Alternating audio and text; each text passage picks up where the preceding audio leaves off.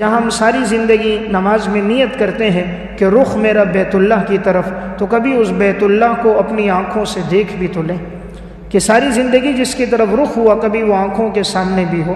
اور انسان اگر صدق دل کے ساتھ نیت کرے، اسباب اللہ پیدا فرما دیتا ہے۔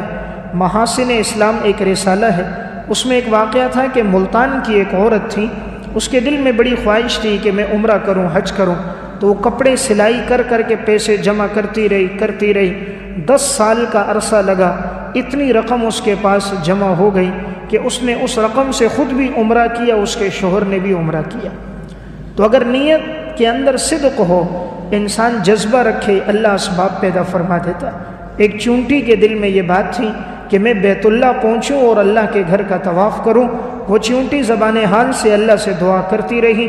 اللہ رب العزت نے ایک پرندے کو بھیجا، وہ پرندہ آ کر اترا، یہ چونٹی اس پرندے کے پاؤں پہ چڑھ گئی، پرندہ اڑتا رہا یہاں تک کہ بیت اللہ میں پہنچا، مطاف میں آ کر بیٹھ گیا، اور یہ چونٹی نیچے اتری اور اس نے بیت اللہ کا چکر لگایا۔ جب اس کا طواف مکمل ہو گیا تو گویا سجدہ کرنے لگی، اللہ کا شکر ادا کر رہی تھی کہ یا اللہ تو نے میرے لیے کیسے اسباب پیدا فرما دیے کہ تو نے مجھے یہاں پہنچا دیا۔ تو جو رب العالمین چونٹی کے لیے اسباب پیدا کر سکتا ہے، اشرف المخلوقات انسان کے لیے بھی پیدا کر سکتا ہے، اگر انسان اس معاملے میں سچا ہو۔ جتنی ہم محنت اور کوشش دنیا کے کاموں کے لیے کرتے ہیں، اگر اس کی چوتھائی بھی کریں تو اللہ اسباب پیدا کر دے گا۔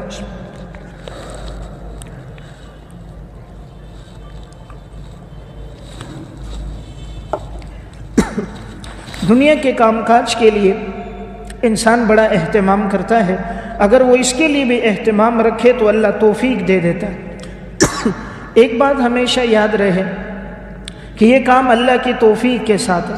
بعض لوگ یہ سمجھتے ہیں کہ ہم جاتے نہیں، حالانکہ ایسی بات نہیں، اللہ رب العزت کی طرف سے ان کے لیے بلاوا نہیں ہے۔ ڈاکٹر عبدالغنی فاروق کی ایک کتاب مکافات عمل، اس میں انہوں نے ایک واقعہ لکھا، کہا کہ ایک شخص امریکہ میں رہتا تھا اور وہیں پہ اس کا کاروبار چل رہا تھا۔ اس کا ایک بھائی پروفیسر تھا، لیکن اس کی زندگی دین میں نہیں گزرتی تھی، ملحد قسم کا تھا، شریعت پر، دین پر، قرآن پر اعتراضات کرتا رہتا تھا۔ تو اس کے بھائی نے ایک دفعہ رقم بھیجی، کہا کہ میں والدہ کو عمرہ کرانا چاہ رہا ہوں۔ اپنے اس بھائی سے کہا تم بھی عمرے پہ چلے جاؤ، تمہارا ٹکٹ میرے ذمے ہے۔ یہ جو ملحد قسم کا تھا، اس نے کہا چلو میں تو جاتا نہیں ہوں، لیکن مفت کا ٹکٹ ہو رہا ہے، چلو تفریح ہو جائے گی۔ تفریح کے ارادے سے یہ چلا گیا۔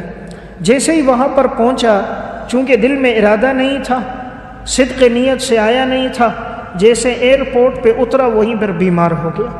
ایسا سخت بیمار ہو گیا، اس کے لیے چلنا پھرنا مشکل ہو گیا۔ وہیں سے اس کو ہسپتال منتقل کیا گیا، اور اس کی والدہ نے کہا بیٹا میں نے تو احرام باندھا ہے، میں عمرے پہ جا رہی ہوں۔ والدہ نے عمرہ بھی کر دیا، عمرے کے بعد ملنے آئی تب بھی یہ بیمار۔ پھر والدہ واپس گئی، اپنی عبادات کرتی رہی، وہاں سے مدینہ گئی۔ تقریباً 20 دن تک یہ شخص اتنا بیمار رہا، اس کے لیے چلنا پھرنا مشکل تھا۔ والدہ نے اپنے تمام ارکان ادا کر دیے۔ 20 دن کے بعد اب اس کی واپسی تھی، تو وہیں سے واپسی ہوئی تو اللہ نے اپنے گھر کا دروازہ گویا اس کے لیے کھولا ہی نہیں، بیت اللہ تک جانے کی اسے توفیق ہی نہیں ملی، نہ عمرہ کرنے کی، نہ بیت اللہ پہ نگاہ ڈالنے کی۔ تو انسان کبھی یہ نہ کہے کہ میں نہیں کرتا، یہ سب کچھ اللہ کی توفیق سے ہوتا ہے۔ اللہ نے وہاں بلا کر بھی محروم کر دیا، وہاں لے جا کر بھی اللہ نے اپنا گھر نہ دکھایا، 20 دن تک بیماری میں رکھ کے اللہ نے واپس لوٹا دیا۔ اسی طرح ایک ٹیکسی ڈرائیور تھا جو بیت اللہ کے ارد گرد ٹیکسی چلایا کرتا تھا، اور وہاں سواریوں کو لے کر جاتا تھا، کبھی ایک جگہ کبھی دوسری جگہ، مسجدوں کی زیارتیں کرواتا۔ تو ایک شخص اس کے ساتھ بیٹھا اور اس نے کہا تو بڑا نیک بخت انسان ہے، تیری تو نمازیں مسجد حرام میں بیت اللہ میں ادا ہوتی ہیں، جہاں ایک ایک نماز کا 1,00,000 ثواب ہے، تو نے تو بڑا اجر و ثواب کما لیا ہوگا۔ اس شخص نے آگے سے کہا مجھے ٹائم نہیں ملتا بیت اللہ میں جانے کا، میری مصروفیت زیادہ ہے۔ کہا کتنا عرصہ ہو گیا؟ کہا 24 سال ہو گئے میں یہاں پہ ٹیکسی چلا رہا ہوں۔ کہا کتنے حج کیے؟ کہا کوئی حج نہیں کیا۔ کتنے عمرے کیے؟ کوئی عمرہ نہیں کیا۔ کہا مسجد حرام میں کتنی نمازیں پڑھی؟ کہا مصروفیت زیادہ ہے، کبھی بیت اللہ کو دیکھنے کا موقع نہیں ملا۔ 24 سال میں ارد گرد ٹیکسی چلاتا رہا، لیکن اللہ نے اپنے گھر کا دروازہ اس پہ بند رکھا۔